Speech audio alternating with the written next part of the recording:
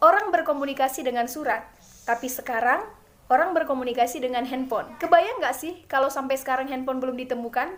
Bagaimana mungkin kamu bisa berkomunikasi dengan orang tua kamu dalam waktu yang cepat kalau misalnya kamu lagi berada di perantauan?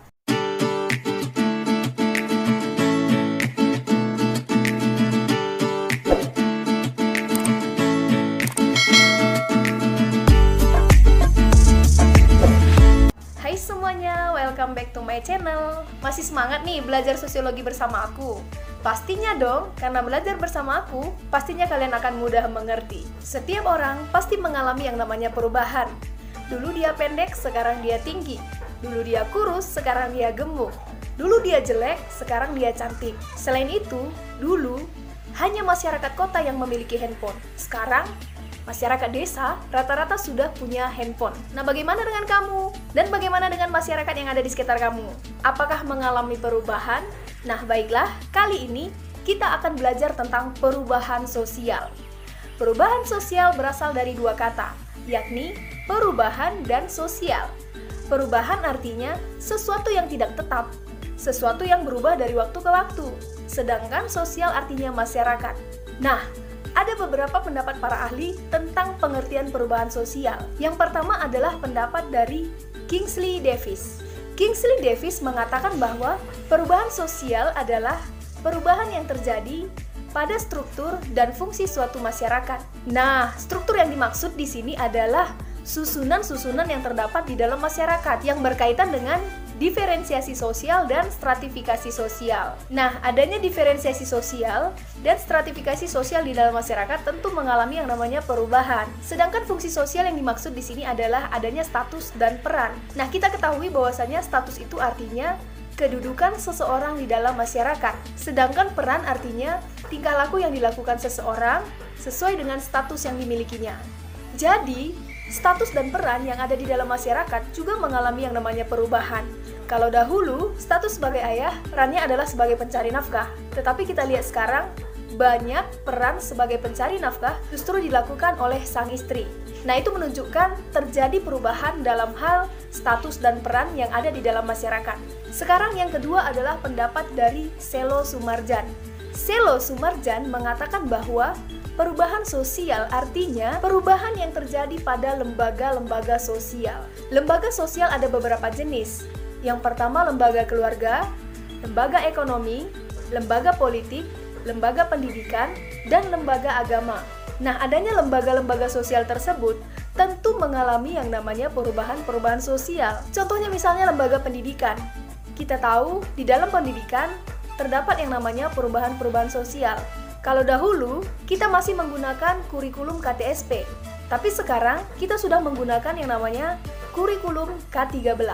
Nah, itu menunjukkan terdapat perubahan-perubahan sosial pada lembaga pendidikan. Selain itu pada lembaga ekonomi. Nah, kita lihat, kalau dahulu, sistem transaksi yang ada dalam masyarakat masih menggunakan sistem barter, yakni pertukaran barang dengan barang. Nah, coba kita lihat sekarang. Nah, sekarang sistem transaksi yang digunakan masyarakat sudah menggunakan uang. Bahkan sudah ada menggunakan yang namanya transaksi secara online. Jadi, itu menunjukkan terjadi perubahan-perubahan sosial di dalam lembaga sosial. Sekarang yang ketiga adalah pendapat dari Parsudi Suparlan. Parsudi Suparlan mengatakan bahwa perubahan sosial artinya perubahan dalam struktur sosial dan pola-pola hubungan sosial. Struktur sosial yang dimaksud di sini sama seperti yang tadi, yakni susunan-susunan yang terdapat di dalam masyarakat, baik diferensiasi maupun stratifikasi sosial. Sedangkan pola-pola hubungan sosial yang dimaksud di sini adalah adanya interaksi yang terdapat di dalam masyarakat. Adanya interaksi sosial di dalam masyarakat juga mengalami yang namanya perubahan. Dulu, setiap orang tua pasti akan menyempatkan waktu untuk bercerita dengan anaknya, untuk curhat dengan anaknya, baik tentang bagaimana anaknya di sekolah, bagaimana nilai anaknya, dan lain sebagainya. Tapi sekarang yang kita lihat apa? Orang tua, anak sama-sama sudah sibuk dengan gadgetnya masing-masing. Interaksi sosial yang terjadi di dalam keluarga sudah semakin renggang, berkat adanya perkembangan ilmu pengetahuan dan teknologi. Jadi, hal itu menunjukkan bahwasanya struktur sosial dan pola hubungan sosial di dalam masyarakat mengalami yang namanya perubahan. Jadi dapat kita simpulkan bahwa Perubahan sosial artinya perubahan-perubahan yang terjadi di dalam masyarakat, baik nilai, norma, maupun pola perilaku. Adapun contoh nilai yang berubah di dalam masyarakat bisa kita lihat pada nilai moral dan nilai etika. Kalau dahulu, masyarakat masih banyak yang punya moral dan punya etika. Ketika ada siswa yang tidak pergi sekolah, dia pasti cium tangan orang tuanya, dia pasti akan mengucapkan salam. Tapi sekarang yang kita lihat apa? Kebanyakan anak sudah tidak mencium tangan orang tuanya lagi ketika hendak pergi sekolah. Sudah tidak mengucapkan salam lagi ketika hendak pergi ke sekolah. Selain itu, kalau dahulu ketika kita berbuat salah, pasti kita minta maaf. Tapi sekarang, kebanyakan orang sudah gengsi untuk minta maaf. Itu menunjukkan terjadinya perubahan sosial di dalam hal nilai. Sekarang kita bercerita tentang perubahan-perubahan sosial dalam hal norma. Nah, perubahan sosial dalam hal norma ini dapat kita lihat pada cara berpakaian, pada cara berbicara yang dilakukan oleh individu di dalam masyarakat. Kalau dahulu, masyarakat rata-rata masih berbicara dengan sopan, berbicara dengan halus. Tapi sekarang, kebanyakan orang sudah berbicara dengan kasar, bahkan banyak yang berbicara dengan bahasa-bahasa yang kotor. Nah, itu dalam hal berbicara. Sedangkan dalam hal berpakaian, juga mengalami yang namanya perubahan. Kalau dahulu, orang masih berpakaian dengan sopan, berpakaian yang tertutup. Tetapi sekarang yang kita lihat apa? Kebanyakan orang, terutama perempuan, yang masih gadis-gadis, sudah berpakaian yang tidak sopan. Dan hal tersebut tentunya menunjukkan terjadi perubahan sosial dalam hal norma. Yang terakhir, dalam hal pola perilaku. Dalam hal pola perilaku, juga mengalami yang namanya perubahan sosial. Kalau dulu, siswa masih hormat kepada gurunya, masih takut kepada gurunya. Tetapi sekarang, kebanyakan siswa sudah berani melawan guru, sudah tidak takut lagi kepada guru. Makanya ada kasus siswa yang membunuh guru. Hal tersebut menunjukkan terjadinya perubahan dalam hal pola perilaku. Nah, jadi seperti itulah yang dikatakan dengan perubahan sosial. Apakah kalian sudah mengerti tentang apa itu perubahan sosial? Pastinya dong. Sekarang kita masuk ciri-ciri perubahan sosial. Ada 8 ciri perubahan sosial. Yang pertama adalah perubahan sosial terjadi di mana-mana. Artinya, perubahan sosial tidak hanya terjadi pada masyarakat kota saja, tetapi juga terjadi pada masyarakat desa. Selain itu, perubahan sosial tidak hanya terjadi pada anak-anak dan remaja saja, tetapi juga terjadi pada orang tua. Contohnya dapat kita lihat dalam kehidupan sehari-hari. Kalau dulu, yang punya Facebook biasanya anak remaja, tapi kalau sekarang anak-anak di bawah umur, bahkan nenek-nenek dan kakek-kakek sudah ada yang punya Facebook. Hal tersebut menunjukkan terjadinya perubahan sosial di mana-mana dan oleh siapa saja. Ciri perubahan sosial yang kedua adalah perubahan tersebut dilakukan secara sengaja. Artinya, perubahan tersebut memang sengaja dilakukan untuk memperbaiki kondisi yang sebelumnya. Contohnya adalah program KB, di mana program KB sengaja dilakukan untuk mengurangi jumlah penduduk. Kalian bisa bayangkan nggak kalau misalnya program KB tidak dilaksanakan?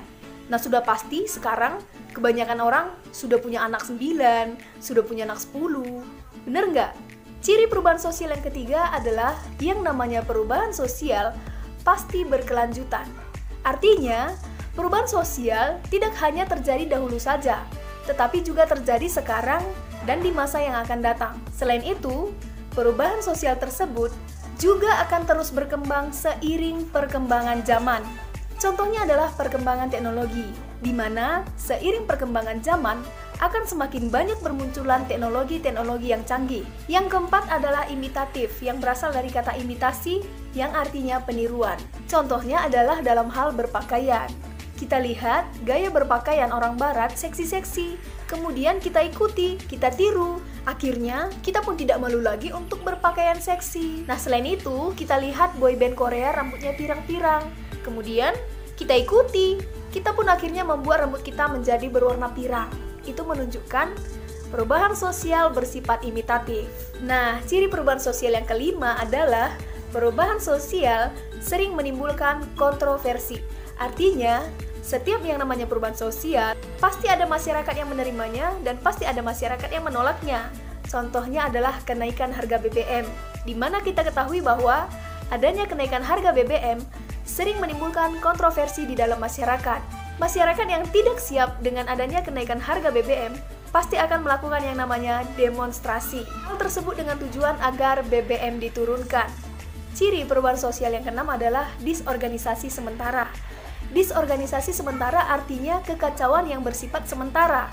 Nah, contohnya adalah penemuan mesin pemotong padi. Nah, di mana awalnya penemuan mesin pemotong padi ini menimbulkan kekacauan di dalam masyarakat karena pekerjaan manusia digantikan oleh mesin. Namun pada akhirnya masyarakat pun mulai beradaptasi dan mulai menerima adanya mesin pemotong padi tersebut. Nah, itu menunjukkan bahwasannya adanya kekacauan akibat dari adanya perubahan sosial hanya bersifat sementara. Ciri perubahan sosial yang ketujuh adalah hubungan kausalitas. Hubungan kausalitas artinya hubungan timbal balik. Nah, ini artinya perubahan sosial tidak hanya menyangkut aspek material saja, tetapi juga menyangkut aspek immaterial. Aspek material yang dimaksud di sini adalah aspek jasmani, sedangkan aspek immaterial yang dimaksud di sini adalah aspek rohani. Contohnya adalah penemuan handphone, di mana kita ketahui bahwasanya adanya penemuan handphone tidak hanya berguna bagi jasmani kita, yakni untuk berkomunikasi dengan orang yang kita kenal, tetapi juga berguna untuk rohani kita. Nah, di mana dengan adanya handphone, kita sudah bisa membaca kitab suci kita melalui aplikasi-aplikasi yang tersedia di handphone tersebut. Selain itu, melalui handphone, kita juga bisa beribadah secara online. Dan hal tersebut tentunya berguna untuk rohani kita juga. Ciri perubahan sosial yang ke-8 adalah penggolongan watak. Dalam hal ini artinya, perubahan sosial terdiri atas beberapa bentuk, seperti misalnya proses sosial, perubahan struktur, dan juga segmentasi. Nah, proses sosial yang dimaksud di sini adalah tentang bagaimana setiap manusia melaksanakan aktivitasnya di dalam kehidupan. Sedangkan perubahan struktur yang dimaksud di sini adalah perubahan-perubahan yang terjadi di dalam susunan-susunan masyarakat, baik stratifikasi sosial maupun diferensiasi sosial. Sedangkan segmentasi yang dimaksud di sini adalah pengelompokan-pengelompokan yang terdapat di dalam masyarakat. Hal ini berkaitan dengan status sosial di dalam masyarakat. Apakah masyarakat tersebut status sosialnya berada pada kelas atas, menengah, ataupun bawah? Nah, itu adalah ciri-ciri perubahan sosial. Baiklah semuanya, sekian video dari saya tentang perubahan sosial yang menyangkut pengertian dan ciri-ciri perubahan sosial. Semoga videonya bermanfaat untuk kalian semua, dan jangan lupa di like, komen, dan subscribe ya. Terima kasih.